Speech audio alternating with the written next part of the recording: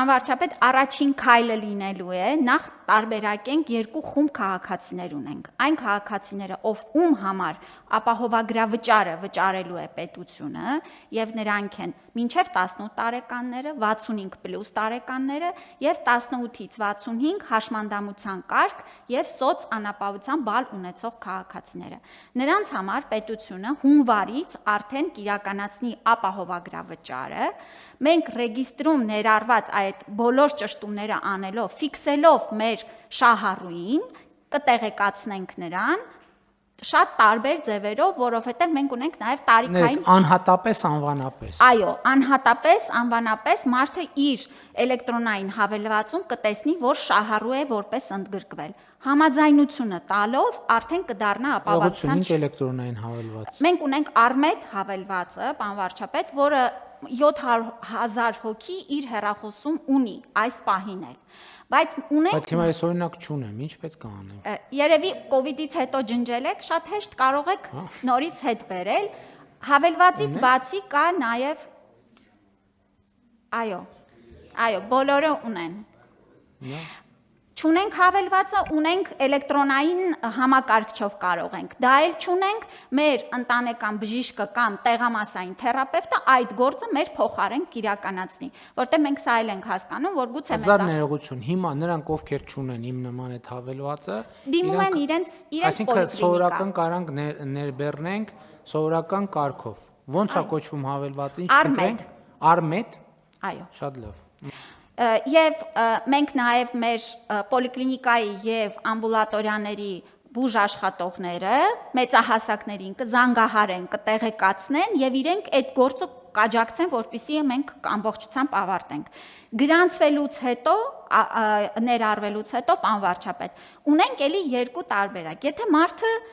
անհապաղ վատ է զգացել իրեն, շարունակում է դիմել։ Գնահարեսան, եկեք հունվար իրենքին մարդը կամ շատ կերել է, կամ շատ խմել է։ Ու այնքան վատ ազգում, որ բժշկի կարիք ունի։ Ինչ անելու։ Հավելվածն է քաշել է։ Զանգում է շտապօգնություն։ Շտապօգնությունը գնահատում է նրա վիճակը։ Եթե գրանցում ենք շտապօգնության կանչ, շտապօգնությունը կգա, նրան կտեղափոխի հիվանդանոց։ Հիվանդանոց հասնելուն պես, քանի որ սա ռեժիմ կա, որ մի րոպե չափից շատ է կերե կամ խմե, ապահովագրությունը դրա այդ գործ չունի։ Չէ, եթե վիճակը հասել է նրան, որ շտապօգնության կարիք կա, այդ պահին մենք չենք դիտարկի, բայց պարոն վարչապետ, հետագայում մենք հիշում եք բոնուսներ ենք սահմանել այդ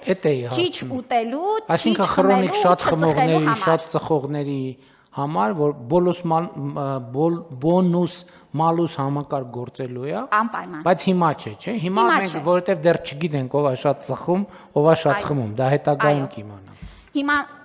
եւ շտապօգնությունը տեղափոխելով հիվանդանոց, էմերջենսի ծառայությունում նրան ապահովագրության շրջանակներում կտրամադրի առաջնային օգնությունը, բուժօգնությունը։ Կարիք կլինի, չգիտեմ, վիրահատության կամ հիվանդանոցային բուժօգնության, եւս այդ հատվածը ապահովագրությունը կփակի։ Բայց եթե նրան Ուղղություն եմ խնդրում։ Հիմա միջև շտապօգնություն գնալու պահը այդ հասկանալի է, շտապօգնությունից դեպի հիվանդանոցային ծառայություն այդ հատվածում շատ են լինում մահազանգեր, միջև հիմա էլ մարդիկ այսօր անում են, նամակներ են ստանում, ես ձեզ նաև բան եմ անում, վերահասցեագրում եմ, որ ասում են դե ով կա հարազատներից, թող գա մի հատ տենանք ստե վճարումների բանի հարց կա եւ այլն եւ այլն։ Հիմա եթե դա առողջապահության ապահովագրության ծածկույթ է, մենք կարողանում ենք երաշխավորված ասել Եթե ծածկույթ, մենք ասում ենք, որ երաշխավորված ասել, որ մեր քաղաքացին այդ նախադասությունը այլևս չի լսելու։ Եթե ծածկույթը եւ ցուցում է, այո, քաղաքացին չի լսելու կամ լսելու է ձեր ասած համավճարի կտորը, որը եւս պարզ սահմանված է լինելու։ Եթե, պարոն վարչապետ, անձը իր վիճակին համահունչ ցուցումը չունի, բայց ուզում է ստանալ բուժօգնությունը, սա էլ պետք է նշենք։ Լինում են դեպքեր, երբ որ մարդը գալիս է էմերջենսիում ասում են դուք այս ծառայության կարիքը ցուցումը չունեք։ Պիտի հանձնեք որոշակի անալիզներ, օրինակ եմ բերում, եւ պիտի գնաք ձեր պոլիկլինիկայում, հանձնեք դրանք։ Պոլիկլինիկայում դրանք կլինեն փոխհատուցվող, բայց եթե անձը ուզում է ստանալ դա հիվանդանոցում, արդեն դա ծածկույթի մեջ չի եւ այո, նա պետք է վճարի այդ ծառայության համար։ Ներողություն եմ խնդրում, այդ հավելվածի մեջ մարդը ուղղակի սովորական մենք ինքը կարողանալու է բովանդակության հետ հաղորդակցի, որ ինքը իմանա։ Այսօր ինքը չունի որևէ առողջապահական ծառայության կարիք, հույս ունենանք չի էլ ունենա, բայց ինքը կարող է նայել, որպեսզի այնտեղ լինելու է բովանդակություն կամ թարմացվող է լինելու, տեղեկատվական պորտալ լինելու է, որ կարող են նորություններ լինել, փոփոխություններ լինել եւ այլն, որ այդ ամեն ինչի վերաբերյալ մարդիկ հաղորդակցվեն։ Անպայման պարոն վարչապետ, եւ մենք ունենալու ենք հենց հավելվածում ցանկը ծառայությունների, վիճակների, փոխհատուցման գները եւ մեր նպատակն է, որ այդ շփումը, համագործակցությունը անընդհատյա լինի։ Քաղաքացին օրինակ ստանալու է իր հավելվածով հաղորդագրություն, որ քո տարեկան հետազոտությունների, պլանային հետազոտությունների օրը եկել է կամ գալու է, զգուշացնելու է։ Դրանից հետո, եթե անձը չի գնացել օրինակ ստացել, գալու է հաղորդագրություն, որ եթե մինչև այս ամսաթիվը քո տարեկան պարտադիր հետազոտությունները չանցնես, քո ապահովագրության ծածկույթը կսառի, մինչև որ կգաս, կհանձնես եւ նորից կներառվես։ Այսինքն այս հաղորդակցությունը մենք պիտի ապահովենք հավելվածի միջոցով անպայման։ Իսկ դա նշանակում է, որ 26 թվականին բոլոր մարդիկ պետք է անցնեն այդ բանը։ Ոչ, պարոն վարչապետ, մենք սրա մասով էլ սկսում ենք 26-ից, բայց էլի պարտադիրության կետը դրել ենք, երբ որ ամբողջական արդեն համակարգը 28 թվականին ներդրված կլինի, որտեղ հետազոտություններն էլ սկրինինգային ծրագրերն էլ ունեն ժամանակագրություն եւ օրինակ կրծքագեղձի մամոգրաֆիկ հետազոտությունը ամեն 2 տարին մեկ պիտի անցնի անձը։ Մենք այդ ալգորիթմները պիտի ներառում ենք մեր հավելվածում, որ անձի համար հասկանալի լինի ըստ տարիքի եւ ըստ սեռի առանձնացվի իրեն անհրաժեշտ այս պլանային հետազոտություններն ու սկրինինգները։ Տիկին Ավանեսյան, ձեզ լսելով ես հիմա կարծում եմ, որ օրինակ հնարավոր աղմուկի պատճառ կարող են դառնալ այդ իրավիճակ, երբ որ բուժառուի եւ բուժհաստատության միջև լինի հակասություն, թե մարդը այդ պահին ինչ ծառայության կարիք ունի, որովհետեւ կարան լինեն դեպքեր, որ մարդը ասի, չէ, ես այնքան վատ եմ, որ պետքա հիվանդանոց պարկեմ, եթե ուղղ ասենք, իսկ բուժ առողջապահական հիմնարկ տեսականորեն եմ ասում, ասի, որ չէ, դու մանավանդ եթե մենք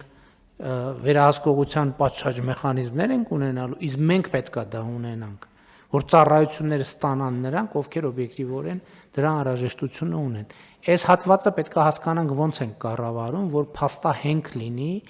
այդ որոշումները, որպեսզի մարդիկ այդ բանի անարդարության զգացում չունենան եւ չարաշահումների տեղերն էլ մենք բան անենք, փակենք, որովհետեւ շատ դեպքերում մենք ոլորտում չարաշահումների ինչ օրինակներ ենք տեսնում, որ կամ մարդկանց անունները գրած է ծառայությունների դիմաց վճարումներ ակնկալված են կառավարությունից, բայց կամ ծառայությունը չի մատուցված, կամ ծառայությունը մատուցված է այն դեպքում, երբ դրա անհրաժեշտությունը չկար, ինչը էլի նշանակում է, որ չի մատուցված, կամ փոքր ծառայություն իրոք մատուցված է, բայց կողքից 15 ուրիշ բան է գրվել։ Այս ամենամեծ ռիսկն է, այդ թվում այսօր, նախորդող շրջանում, հա մենք էլի դեպքեր գիտենք, որ բացահայտվում են, բայց մենք բացահայտումից երջանիկ չենք։ Մեզ պետք է, որ մենք համակարգ ունենանք, որպեսզի դա կանխարգելվի։ Այո, վարչապետ, եւ ըստ էության սա էլ գործելակարգերի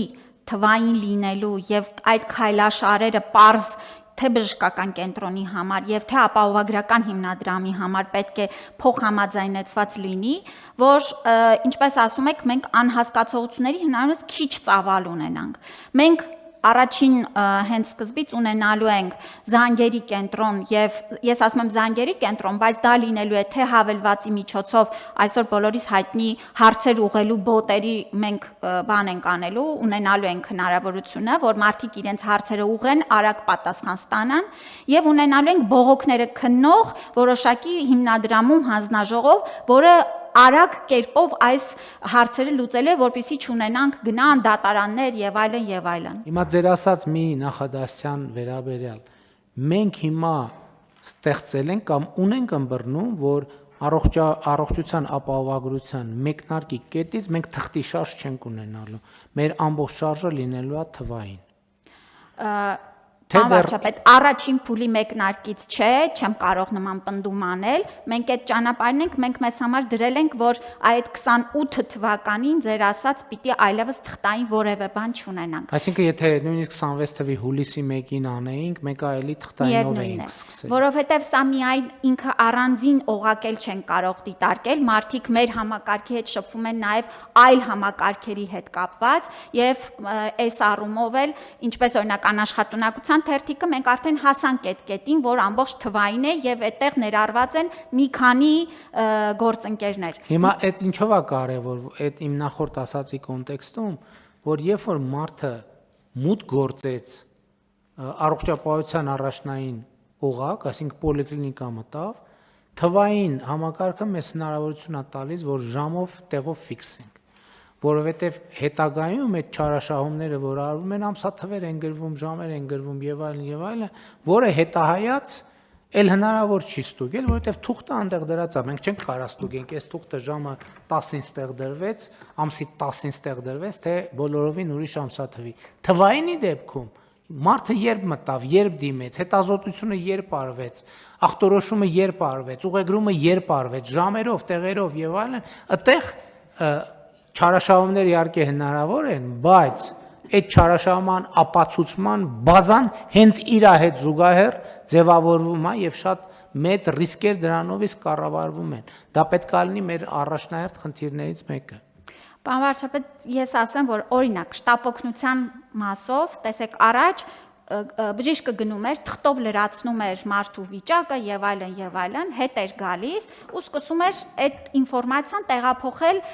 էլեկտրոնային դաշտ, բայց արդյոք սա թվային տվյալ է, իհարկե ոչ։ Հիմա մենք արդեն հասել ենք նրան, որ բժիշկը գնում է պլանշետով, այդ րոպեին է իրականացնում պլանշետի մեջ ամբողջական գործողությունները, չկա թուղթ որևէ։ Եթե ունենք ինտերնետի խնդիր, օրինակ Խոսրովի անտառում է գտնվում կանչի հետ կապված, մենք այդ դեպքն էինք քննարկում, համակարգը թույլ է տալիս, որ ինքը պլանշետի մեջ իրականացնի իր գործողությունները, ժամը ֆիքսվում է, հետո հենց ինտերնետին հասանելիությունը ունենում է, արդեն տվյալները փոխանցվում են հենց այն ժամանակի նշումով, երբ որ արվել է։ Այսինքն ձեր ասած տրամաբանությունը մենք ամբողջական այս պահին չունենք, բայց հատվածական լրացնելով 28 թվին ամբողջությամբ կունենանք։ Շատ լավ, այդ մարդը շտապօգնությունից պետքա արդեն անցում կատարի հիվանդանոցային ծառայություն, այդ անցման շրջանը այս համակարգով ինքնաբերաբար է տեղի ունենում, չէ՞, այսինքն պարզը որ փաստաթղթավորում կարվի, բայց մարդու համար այդտեղ ինքը որևէ լրացուցիչ գործողություն մարդը լրացուցիչ գործողության հետ առնչվում է իր կողմից։ Ոչ, չի առնչվում, արդեն շտապօգնության կայանից այդ ինֆորմացիան պիտի հասանելի լինի բժշկական կենտրոնին, որովհետև ամեն ինչ Արմեդի մեջ է արվում, այսինքն մենք ամբողջ շղթան պատմությունը Արմեդի մեջ կուտակելով գնում ենք։ Հիվանդանոցը նախորդ շտապօգնության ինֆորմացիան տեսնելով շարունակում է իր գործողությունները եւ ըստ էության արդեն այդ հատվածի մասով ենք մենք տեղեկատվությունը ունենում։ Տիկին Ավասյան, եթե մարդը առնչվեց մի իրադրության, երբ որ ինքը պետքա համավճար, այսինքն ապահովագրության ծածկույթի մեջ, հա, այո, բայց պետքա համավճարի տրամաբանությամբ է գործում։ Մեր համակարգը ո՞նց է գործելու։ Մարդը սկզբից պետքա վճարի նոր ծառայությունը ստանա, թե ծառայությունը ստանա նոր վճարի։ Պարոն վարչապետ, դեպքերը կարող են տարբեր լինել։ Եթե դա օրինակ լաբորատոր գործիքային հետազոտություն է, այո, այդ պահին պետք է գուցե վճարումները ամբողջ անի, որպեսզի ստանա ծառայություն։ Եթե դա հիվանդանոցային դեպք է, ապա ոչ, հիվանդանոցային դեպքը ավարտվելուց հետո վճարումները պետք է անի, նոր դուրս գրվի։ Իսկ հիմա այդ լաբորատոր ծառայությունների համար մենք երբ ենք բացառելու կանխիկ վճարումը այն տրամաբանությամբ, որ կանխիկ վճարումը նաև տերմինալների միջոցով վճարում, այսինքն տերմինալի միջոցով վճարումը անկանխիկ վճարում չի։ Անկանխիկ վճարումը կամ քարտով կամ հեռախոսի հավելվածով։ Մնացած բոլոր վճարումները մենք պետք է համարենք կանխիկ, որովհետև երբ որ մարդը վճարելիս փողի կպնում է թղթի, դա կանխիկ վճարում է, կապ չունի ումա տալիս, ինչ տարբերություն մարդու է տալիս թե ապարատի։ Էդ էլ ես ուզում եմ վերադառնանք, որովհետև երբ որ մենք այն ժամանակ անկանխիկի մասին մտածում էինք, հետո պարզվեց իրականացրել եք, բայց մեր պետական մարմինները հասկացել են, որ օրինակ բանը տերմինալը բանը անկանխիկ է։ Անկանխիկն է նա, որ մարդը թղթի չի կպնում, այդ վճարեց, երբ որ բանի ինչ էր անունը թղթադրամի կպնում է, ուրեմն այդ կանխիկ վճարում է։ Անկանխիկն է նա, որ կամ հավելվածից ցա վճարում կամ կարճ ասած թղթի չի կպնում ինքը, երբ որ թղթի կպավ այդ կանխիկ վճարումը։ Պարոն վարչապետ, ազգային ժողովի մեր գործընկերները Ծովինար Վարդանյանի նախաձեռնությամբ նախագծը արդեն շրջանառել են, հիմա աշխատում ենք միասին, պիտի որ արդեն ավարտական փուլում լինի, ես հուսով եմ, որ առաջիկայում այդ նախագիծը եւս կմտնի։ Այստեղ երկու հարց պիտի լուծենք, մեկը որ այո տերմինալները ըստ էության եւս դուրս գան բժշկական կենտրոններից, որ վճարումը լինի կամ պոստ տերմինալով, եւ երկրորդը պարոն վարչապետ, տեղեկատվական կապը վճարման եւ Արմետ համակարգի բժշկական կենտրոններում, այսինքն բժշկական կենտրոնում վճարումը իրականացնելու անկախ նրանից համավճարի համար է, այլ վճարովի ծառայությունների համար, մենք պետք է հասնենք նրան, որպեսզի Արմեդում մենք ամբողջական տվյալներ ունենանք մեր պացիենտների վերաբերյալ։ Հիմա հենց այն դրա հետ կապված մարդը բուժվեց, եկավ դուրս գրվեց եւ եկավ էլ իր հավելվածը բացեց։ Իր հավելվածում ինֆորմացիան լինելու է, թե ինքը ուր գնաց, որ ժամին, ինչ ծառայություն ստացավ, ինչքան վճարվեց այդ ծառայության համար, որ մասի համար վճարվեց հիմնադրամի կողմից, որ մասն է ինքը կանխիկ վճարը եւ այլն եւ այդպես շարունակ։ Ոչ թե հետո է իմանալու, այլ ընթացքն էլ մենք հաղորդագրություններով տեղեկացնում ենք։ Այսօր էլ եթե այցը գրանցվեց, մտար պոլիկլինիկա, հաղորդագրություն է գալիս, որ քո անունով այց գրանցվեց։ Հաջորդիվ ծառայությունը այցից վճարումները երևում են այդ հաղորդագրության մեջ որ քո այս ծառայության համար էական չի ով վճարել։ Վճարեց կամ բանը վճարեց առողջապահության նախարարությունը վճարեց կամ ինքը անձամբ վճարեց կամ հարևանն է վճարել կամ հարազատն է վճարել։ Դա հիմա երևում է հավելվածում։ Այս պահին երևում է միայն պետական պատվերի կամ ապահովագրության կտորը, որ այո երևում է եւ երևալու է։ Մենք պետք է հետագայում որևէ շարժ պետք է ամբողջը պետք է երևա։ Հիմա հենց մեր խնդիրը դրանումն է, որ վճարովին էլ ամբողջական Արմեդով լինի, որ այո այդ կտորն էլ Արմեդ հավելվածում երևա։ Ինչ ծառայություն է ստացել, դրա դիմաց ով ինչքան է փոխհատուցել։ Դե այդ կետերը փոխկապակցված են, երբ որ լինի անկանխիկ, երբ որ լինի թափանցիկ, երբ որ մենք բացառենք այլ շրջանառությունները, այդ ժամանակ նաև հետագծելիությունը ամբողջությամբ կերևա։ Հիմա որ նախորդ անգամ էլ չանդրադարձանք մեր աշխատանքային հանդիպման ժամանակ, կառավարելու է հիմնադրամն է կառավարելու համակարգը։ Եվ ոնց է ձևավորվելու հիմնադրամը այսօրվա մեր փաթեթով, ինչ ժամկետներով, ինչ սկզբունքով եւ ինչ հիմունքով եւ հետագա զարգացումները ինչ ուղղությամբ են գնալու։ Պարոն վարչապետ, նաև հասկանալով այս հիմնադրամի վրա դրված այս շատ կարևոր հանձնառությունը եւ թե որակյալ բարձրակարգ մասնագետների ներգրավումը եւ կառավարումը լավագույն ստանդարտներով ապահովելու համար մենք փաթեթի մեջ ներառել ենք այս հետեւյալ աշխատակարգը։ Ուրեմն 3 ամիս ժամկետով կձևավորվի ժամանակավոր հոգաբարձուների խորհուրդ եւ կառավարում այդ 3 ամսվա ընթացքում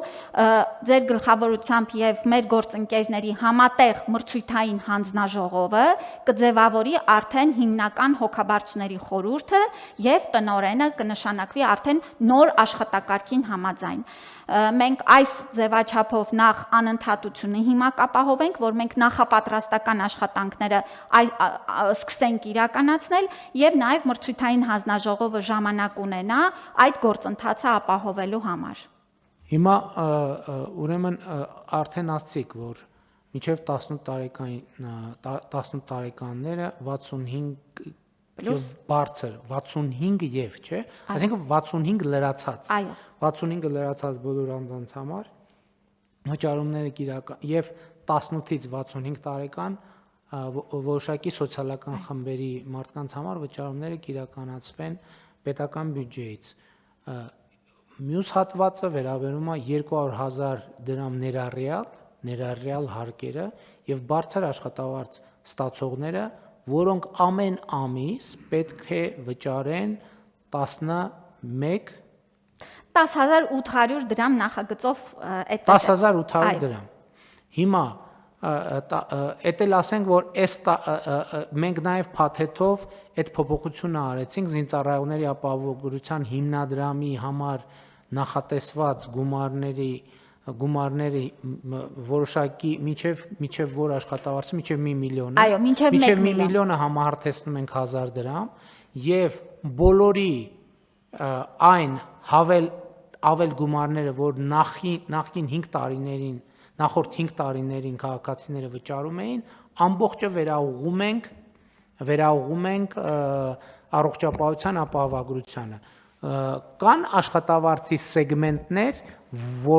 որոնց համար այս փոփոխության արդյունքում 10,800 ամբողջությամբ ծածկվում է։ Պարոն վարչապետ, ըստ էության սեգմենտները այսպես են դասավորվում, որ մինչև 200,000-ից մինչև 500,000 դրամ ստացողների համար այնտեղ մնում է 300 դրամի պարտավորություն։ Կներեք։ Հիմա ձեր ասած մարդիկ հիմա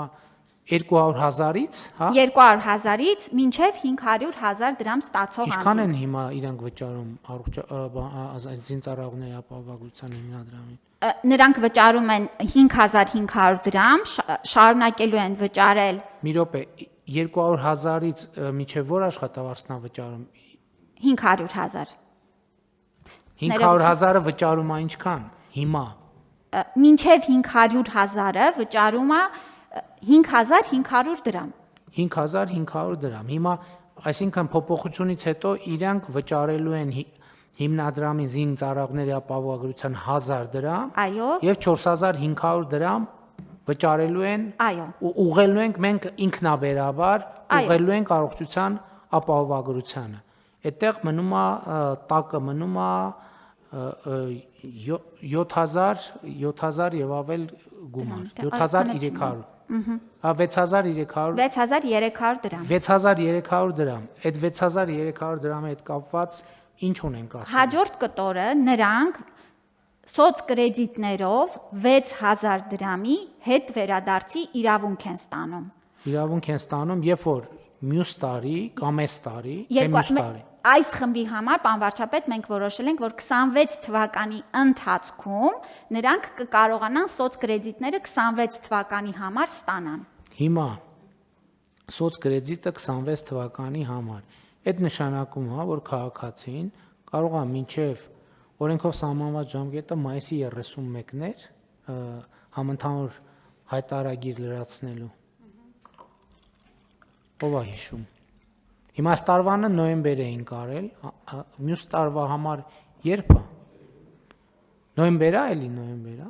Այսինքն մինչև նոյեմբեր քաղաքացին կարող է համընդհանուր հայտարարագիրը հաստատել, իր համընդհանուր հայտարարագիրը հաստատել, բայց մինչև այդ ինքը պետքա վճարած լինի չհերիքող 6,300 դրամը, ամիսը 6,300, ամիսը 6,300 դրամը պետք է վճարած լինի, որից հետո որից հետո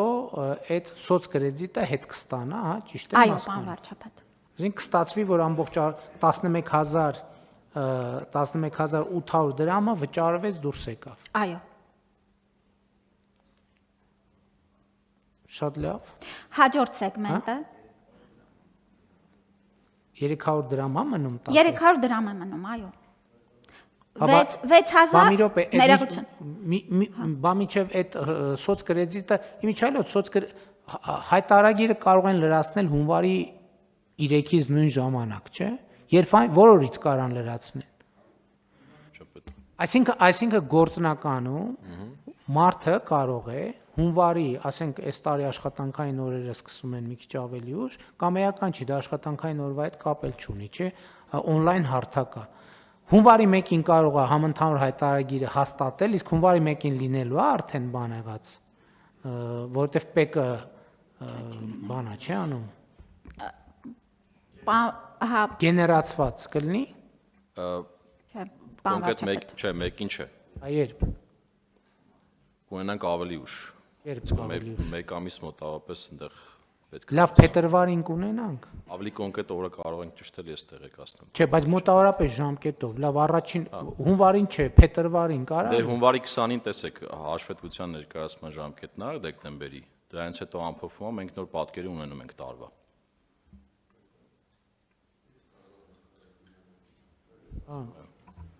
Կինավանեսյան, խնդրում եմ պարզաբանեք, մի բան այդքան պարզ չի։ Փետրվարի 10-ին կներկայացնի 2025 թվականի հայտարարագիրը, որի համար դեռևս ապահովագրական վճարներ կատարված չեն։ Ինչպես է հետ ստանալու ձեր ասած 6000 դրամը։ Դե այդ նշանակում է, որ տարվա ընթացքում պետքա վճարի, որ հետո հետ ստանա։ Մենք այստեղ, պարոն վարչապետ, երբ որ անձը ընդգրկվում է ապահովագրության համակարգ, մենք հաշվարկային փաստաթուղթը նրա վճարման կարող ենք այնպես անել տեխնիկապես, որ ըստ էության ամբողջական գումարը կֆիքսվի նա ինչքան պետք է վճարի եւ 25 թվականի Պարոն վարչապետ, մենք քննարկել էինք, որ 2026 թվականի համար այդ գումարը կսուբսիդավորվի կառավարության կողմից եւ այդ ինչ որ Տիկին Ավանեսյանը ներկայացնում է,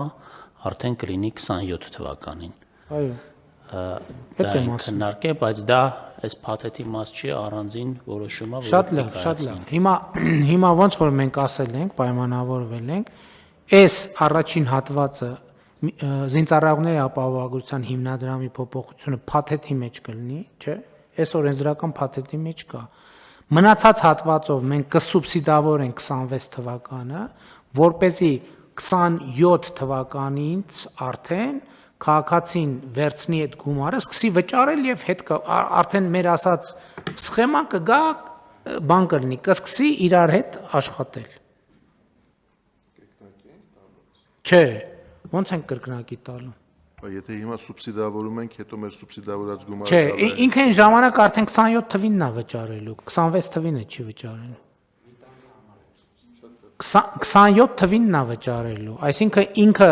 27-ին փաստացի, երբ որ փետրվարին կլինի, ինչ այլոց, պարոն Հակոբյան, եկեք դրա մասին էլ մտածենք, թե հնարավորինս ես հասկանում եմ, որ տվյալների մշակման համար ժամանակ է պետք, բայց եթե կարող ենք օրինակ հունվարի վերջ, փետրվար արդեն համակարգը գեներացնել եւ հասանելի դարձնել, այդ ավելի լավ է, որպեսզի նախ բյուջեի ծախսի առումով, որպեսզի տենց հոսուն միանգամից չլինի, որովհետեւ երբ որ բերում ենք մի կուլմինացիա ենք ստեղծում, այսինքն ինչքան սկզբից փակում ենք, այնքան ավելի կուտակումը մեծանում է, այդ խնդիրը լուծենք։ Հիմա այս մասով պարզ է, մեզ հասկանալի է ամեն ինչ պլանավորված։ Թույլ կտակ հաջորդ սեգմենտն էլ ներկայացնեմ 500-ից արդեն 1 միլիոն դրամ աշխատավարձ ստացողների համար զինապահին ուղղվող գումարները կազմում են 8500 դրամ, կշարունակեն վճարել 1000 դրամ, մնացած 7500 դրամը կուղղեն առողջության ծախսին։ Եվ այս սեգմենտի համար սոցկրեդիտների վճարը կշարունակի մնալ ամսական 4000 դրամ, այսինքն մենք իրենց կշարունակենք այն նույն քաղաքականությունը, ինչ որ այսօր կա։ Եվ 1 միլիոն դրամից ավել ստացողները չեն ունենա զինապահից արդեն խնայություն, որտեղ կշարունակեն 15000 դրամը վճարել եւ կունենան 4000 դրամի սոցկրեդիտներով հետ վերադարձի հնարավորությունը։ Բայց մյուսների համար էլ սոցկրեդիտի քաղաքականությունը ըստ էության ինչքան ենք մենք փոխում, որովհետև նախկին մեր այսօրվա որոշմամբ 100,000 դրամ էր, որից 50,000-ը կարող էր լինել առողջապահության։ Այո։ Փոխվում է, մի քիչ է փոխվում էական, մի քիչ։ Փոխվում է միայն 200-ից 500,000 դրամ ստացողների համար եւ 4000-ը դառնում է ամսական 6000 դրամ։ Այո, դե նկատի ունեմ, կրթության կտորն էլ մեկը մնում է այդ պարագայում։ Էլ չեմ ասում քաղաքացին ինքը ընտրություն ունի, որ կտորի համար օգտագործել կրթության, թե այլ։ Շատ լավ։ Ըստ էության անցանք թեմաների վրայով։ Ինչ բաց թողեցինք, պարոն Գրիգորյան։ Բան ավելացնեմ, պարոն վարչապետ, որ հստակ լինի թվային տեղեկատվություն եւ թղթային տեղեկատվություն։ Գործառնական իմաստով առողջապահական ցիկլի փաստաթղթերում կարող է պահպանվի դեռ թղթային մինչև 28-ը, բայց ֆինանսական շարժերը լինելու են բացառապես էլեկտրոնային տեղեկատվական շրջանառության տիրույթում։ Այսինքն, եթե չկա Արմեդում ներբեռնված տեղեկատվություն, չկա ֆինանսավորում։ Դա երաշխավորելու է հետագծելիությունը, ես հասկանում եմ, եթե շտապ օգնության բժիշկը չունի պլանշետ, կարող է պատահի ինքը այդ բային անկետան թղթով լրացնի, բայց եթե ինքը հետո այդ տվյալը չմտցնի Արմեդ, այդ տվյալը հիմք չի հանդիսանա որևէ ֆինանսավորման համար։ Ինչը նշանակում է, որ մենք բոլորս պիտի պատկերացնենք, որ ցանկացած գործառույթ, որին հետևելու է ֆինանսավորում, հավերժ հետագծելի է մնալու եւ քաղաքացու համար, եւ բուժ հաստատության համար, եւ ֆիսկալ մարմինների։ Եվ մենք սա շատ ենք կարևորում, որովհետեւ կարծում ենք, այստեղ լուրջ պոտենցիալ կա եւ ավելի կլավացնի ռեֆորմի արդյունավետությունը ավելի բարձր կլինի։ Եվ ավելի ընդհանրական գնահատականով մենք քննարկումների ընթացքում, երբ որ ուզում ենք հասկանանք, թե ծառայությունների որ հատվածի ծածկույթ ենք ապահովում, մենք այն ժամանակ պարզվեց, որ մենք ծառայությունների 30%-ի ծածկույթն ենք ապահովում։ Այսինքն Հայաստանում ինչ բժշկական ծառայություններ կան, դրանց 30%-ը, բայց այս 30%-ը ամենաշատ պահանջարկ ունեցող ծառայությունների 30%-ն են։ Այսինքն, որպեսզի ավելի հասկանալի ներկայացնեմ, ենթադրենք Հայաստանում կա մենակ մի ուղղություն, չանց ես հասկանում եմ, որ կոռեկտ չի համատությունս, բայց որպեսզի հանրությանն էլ ավելի հասկանալի լինի, տենց եմ վերում։ Ենթադրենք կա 100 տեսակի վիրահատություն Հայաստանի Հանրապետությունում։ Մենք ծածկույթով ապահովում ենք այդ 100 տեսակի վիրահատությունից 30-ը տարբեր ձևաչափերով ընդ որում, այնտեղ կարող են լինել, որ համավճարի հնարավորություն համավճարով լինի, բայց մեր վիճակագրություն ցույց է տալիս, որ այս 30 վիրահատությունը ամենաշատ կիրառությունը եւ ամենաշատ պահանջարկը ունեն 100-ի մեջ։ Եվ այն մնացած 70-ի հետ կապված քաղաքացիները արդեն այլ ձևերով պետք է առնչվեն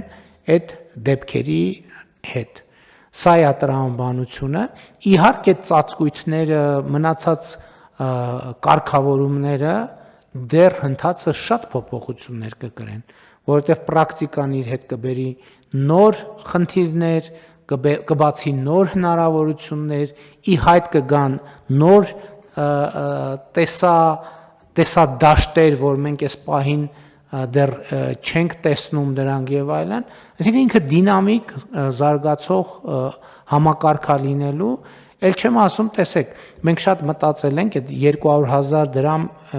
եւ ավել աշխատավարձ ստացողներից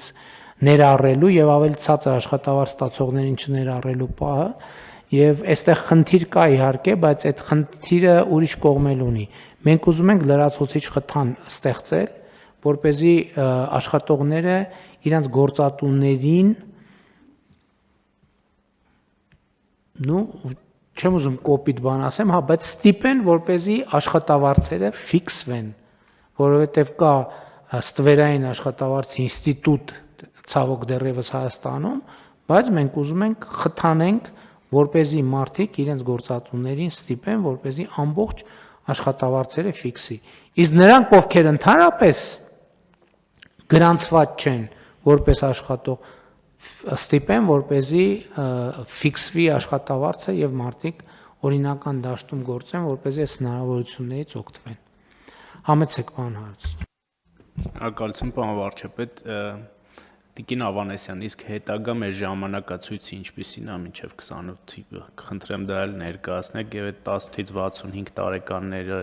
ինչպես են օգտվելու այս ամեն ինչից, իրենց էլ այդ ծառայությունները հետագայում հասանելի լինեն։ Նախ 18-ից 65 տարեկանները աշխատող են, ենթադրում եմ, որ նրանք ովքեր աշխատող են եւ մենք ընդհակառակը մեր քաղաքականություններով հիմա փորձում ենք այնպես անել, որ թոշակառուների խթանենք, որպեսզի նրանք աշխատեն։ Թոշակային տարիքի մեկնարկից մինչև 65 տարեկան սեգմենտը ամենաաշխատունակ, ամենագործունակ հատվածն է մեր թոշակառուների եւ մենք մեր քաղաքականություններով ուզում ենք նրանց քաջալերել, որպեսզի նրանք աշխատեն։ Մյուսներին էլ ենք ուզում քաջալերել, որ աշխատեն։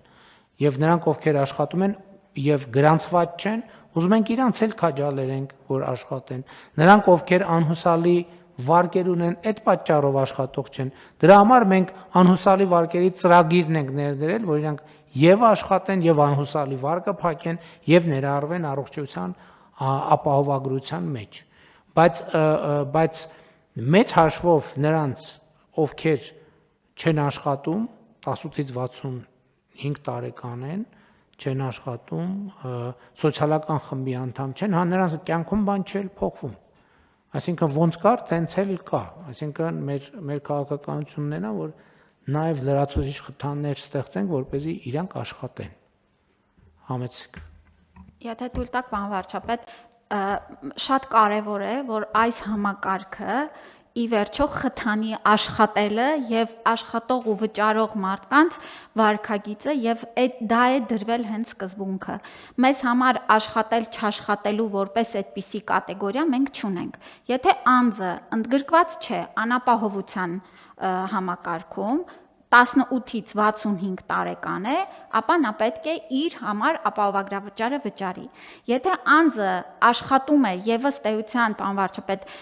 ստանում է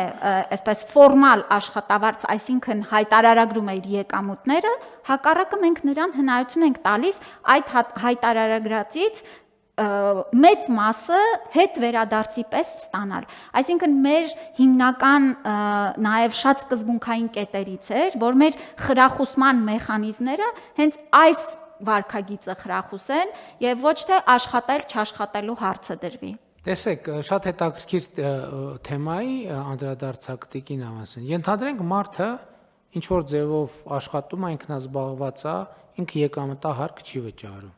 Այսինքն ինքը պետության համար ինքը չաշխատող մարդ է։ Ինքը ինչ հնարավորություն ունի։ Ինքը հնարավորություն ունի համընդհանուր հայտարարագրով հայտարագրի իր աշխատածը, վճարի եկամտային հարկը, ձեռք բերի, վճարի առողջության ապահովագրության համար եւ այդ վճարածի հատվածը, ինչպես մյուսները, հետ ստանա։ Բայց եթե մարդը ինքը հարկային գործակալ, այդ դեպքում ո՞նց է մարդը վճարելու, որովհետեւ հիմա ենթադրում եմ, որ մյուս աշխատողներին մենք տեսնում ենք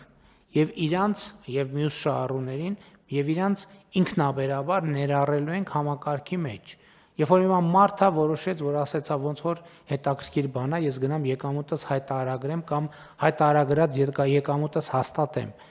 ինքը որ խողովակով է գալու ինտեգրվի համակարգին։ Պարոն վարչապետ, ինքը եթե անհատ ձեռնարկատեր է, ապա անհատ ձեռնարկատիրոջ կողմից ինքը կհանդիսանա իր հարկային գործակալը, ինչպես այսօր է թե հաշվետվություններ է ներկայացնում եւ թե վճարումներ է անում։ Եթե անհատ ձեռնարկատերել չի, ուղակի անհատ է, որը 28 թվականից կընդգրկվի, այսինքն մեր վերջին խումբն է, դա գյուղացիական տնտեսություններում զբաղվածներն են եւ այլն, անձը ինքը պիտի ուղիղ վճարում իրականացնի ապահովագրական հիմնադրամին